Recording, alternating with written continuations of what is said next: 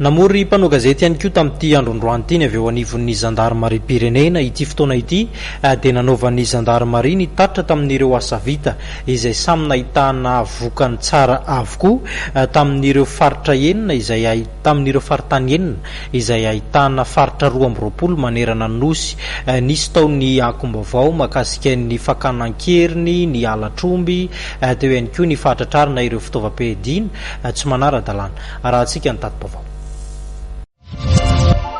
Ny aiky ny komandiny zandarmaria pirenena ny général Njato Arso Andrianjanaka fa misy ireo ondrona nisy ao anivon'ny zandarmaria pirenena nampitandrina mafy fiaraka izany ity tompona ndraiky ity fa aoka izay ny tsy fanarahan-dalàna sy ny fanitsakitsahana ny fitsipipifezana eo anivon'ny zandarmaria pirenena ary zandarmadio no ilain'ny firenena. Ny raha mahitsy dia raha tsy diso aho dia androany no presentation zareo eo amin'ny parquet ary ilay zandarma rehetra zany zay nampisy zay namofomofona raharatany ny raha zany dia hoentina ao amin'ny parquet daholo. Ny tany manakana raha manakana zay selemena zay nisy zandary telo voaroroy dia nalefa tany amin'ny parquet tany Ambatondrazaka moa fa amin'ny tribunal ary placé sous-mandat de dépôt zany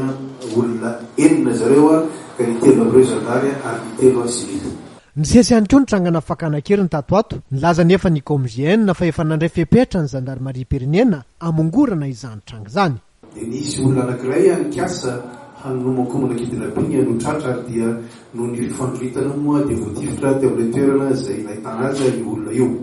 Ary nisy ihany koa ny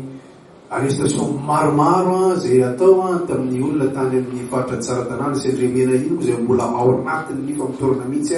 amin'izao tsika miteny zao.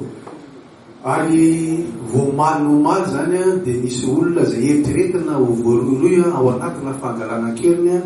olona telo zany no efa voasambotra amin'izao fotoana zao lakotsiny fa mbola tsy afaka manome anareo ny tantereo olonareo satria mbola ao anatiny fampitorana tanteraka zany izahay amin'izao fotoana zao. Ao anatin'ny fampandrinan'ny fahalemana trany dia nanambarana zandarmaria pirenena fa fitaovam-piadiana maro no azo ary misy 230 ireo basy tratra tao anatin'ny iray volana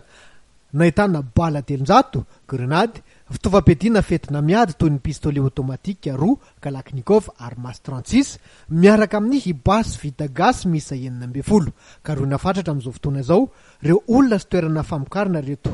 basy vita gasy reto.